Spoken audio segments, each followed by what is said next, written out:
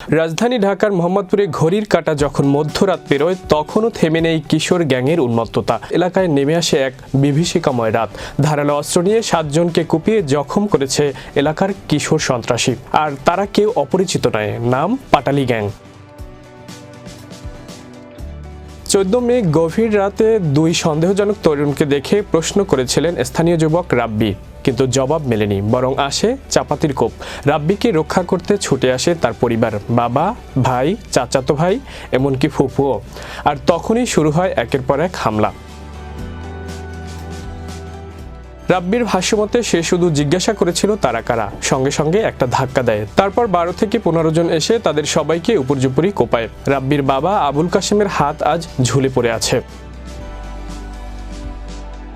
চাচাতো ভাই আফজাল বলেন, যাকে পেয়েছে তাকেই এলোপাতাড়ি কুপিয়েছে। এলাকাবাসীর দাবি, এটা নতুন না, মোহাম্মদপুরের পাটালি গ্রুপের তাণ্ডব চলছেই। পুলিশ বলছে তারা সিসিটিভি ফুটেজ সংগ্রহ করছে, কয়েকজনকে শনাক্ত করা হয়েছে। কিন্তু প্রশ্ন রয়ে যায়, কিশোরদের হাতে এত অস্ত্র আসে কোথা থেকে? কে দেয় এদের নেতৃত্ব? আর কেন থেমে যাচ্ছে না এই সহিংসতা? মোহাম্মদপুরের মানুষেরা আজ আতঙ্কিত। প্রতিদিনের জীবনে লুকিয়ে থাকা ভয় আজও পরিবারকে ছাড়ছে না। এই যদি হয় রাজধানীর চিত্র, তাহলে নিরাপত্তা কোথায়?